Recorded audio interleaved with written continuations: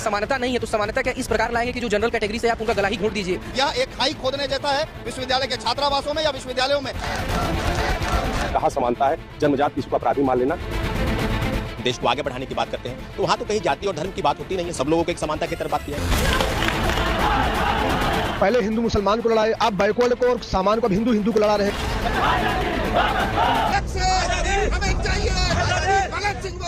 झूठी कार्यवाही करने वालों के खिलाफ न कोई सजा का प्रावधान है, न किसी प्रकार के जुर्माने का, न किसी प्रकार की शिकायत का कोई प्रावधान। बोल रहा हूँ कि यूजीसी को ये नियम रोल बैक कर लेना चाहिए, मैं बस इतना बोल रहा हूँ कि इसमें संशोधन की आवश्यकता है। सवर्ण समाज के साथ इन्होंने हिटलर वाला काम किया है।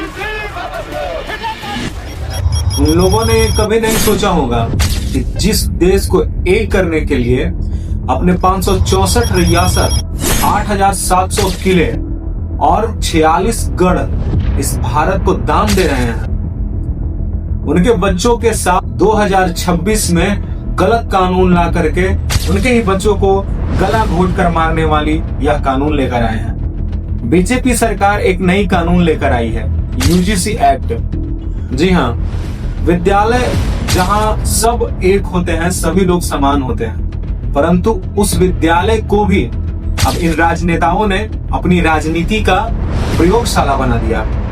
देखिए, क्रिमिनल कहीं भी हो सकते हैं और गलत व्यवहार किसी के साथ भी हो सकता है, चाहे कोई समुदाय, कोई धर्म, कोई जाति का व्यक्ति ही क्यों ना हो, परंतु बिना किसी सुनवाई के ही किसी एक जाति को दोषी मान लेना, ये तो सरासर गलत है। देश भर में यूजीसी के नए नियम को लेकर बड़ा विवाद खड़ा हो गया है। सोशल मीडिया पर पहले हैशटैग यूजीसी रोलबैक ट्रेंड हुआ, फिर मामला सुप्रीम कोर्ट तक पहुंचा। बरेली के सिटी मजिस्ट्रेट अलंकार अग्निहोत्री ने भी नियमों का विरोध करते हुए इस्तीफा दे दिया। सवाल ये है कि यूजीसी ने ऐसे कौन से नियम बनाए हैं जिससे स्टूडेंट्स, टीचर्स और आम लोग नाराज हैं। यूजीसी ने 13 जनवरी 2026 को promotion of equity in higher education institutions regulations 2026 लागू किया। इसका उद्देश्य कॉलेजों और विश्वविद्यालयों में जातिगत भेदभाव और असमानता को रोकना बताया गया है। इसके मुताबिक हर संस्थान में equity committee, equity squad, equity centre और 24x7 हेल्पलाइन बनाना अनिवार्य होगा। अगर कोई संस्थान इन नियमों का पालन नहीं करता है तो यूजीसी उनकी मान्यता रद्द या फंड रोक सकता है। विरोध करने वालों का कहना है कि नियम एक तरफा है, झूठी शिकायतों पर कोई स्पष्ट व्यवस्था नहीं है और सेक्शन 3C अभिव्यक्ति की स्वतंत्रता का उल्लंघन करता है। बता दें कि अब स्टूडेंट्स और टीचर्स को डर है कि ये नियम सामान्य वर्ग को संभावित अपराधी की तरह देखता है।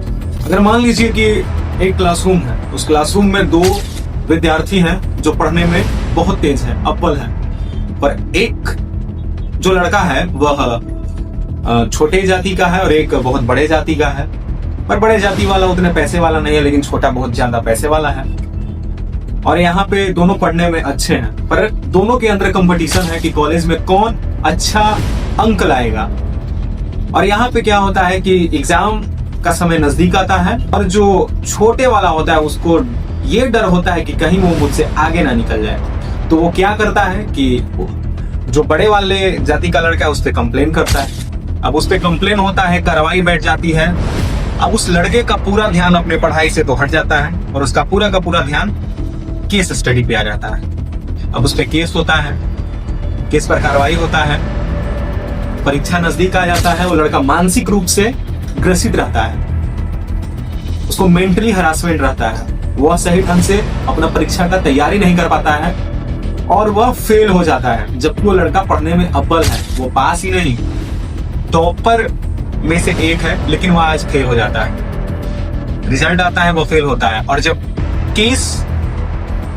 इस केस पर जांच होता है तो ये पाया जाता है कि ये केस फॉल्स था। अब उसका वो समय कौन ला कर देगा? क्या वो यूनिवर्सिटी ला कर दे सकती है? और जिसने ये झूठा मुकदमा करवाया था उस पर कोई केस नहीं होगा, तो ये कहां तक का न्याय है? ये तो सरासर एक समाज को टारगेट करते हुए ये कानून बनाया गया।